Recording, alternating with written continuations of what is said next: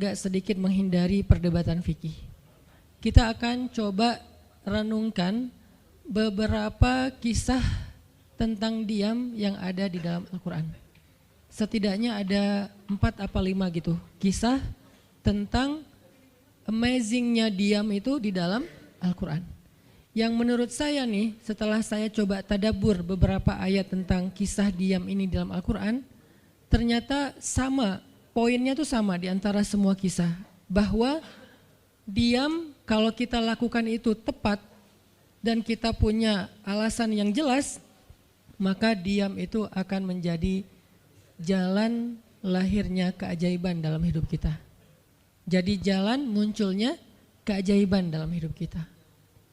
Banyak orang yang berbicara untuk membela diri, padahal kalau dia diam, Allah yang bela dia. Kita ngebela diri kadang-kadang gak ngaruh, karena pembelaan diri kita tuh dianggap subjektif. Tapi kalau Allah yang bela dia, Allah punya banyak cara dan Allah menggenggam hati manusia. Sehingga ketika misalnya kita ribut dengan seseorang, setelah kita menjelaskan duduk perkaranya, kita ngejelasin yang sebenarnya terjadi apa, udah cukup diam. Dan jangan melanjutkan perdebatan. Kenapa? Biar nanti sisanya Allah yang akan beresin. Nah, ini butuh apa untuk bisa kayak gini nih? Butuh iman.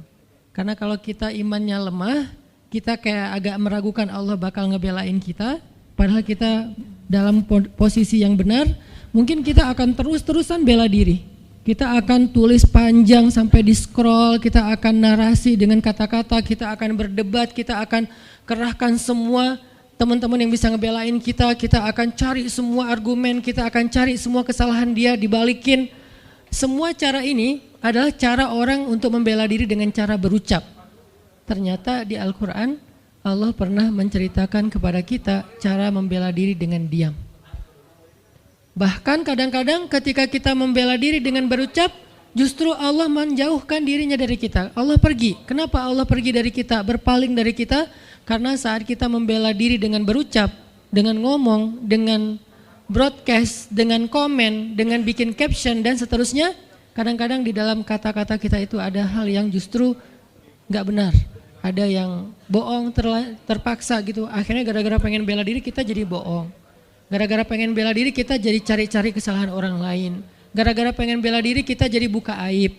Gara-gara pengen bela diri kita jadi melebih-lebihkan sesuatu yang harusnya gak kayak gitu. Artinya justru karena kita berucap, karena kita ngomong malah jadi salah. Akhirnya orang gak respect, Allah lebih gak respect lagi. Sehingga malam ini kita pengen belajar tentang gimana cara menjemput keajaiban ketika kita punya masalah dengan seseorang lewat diam.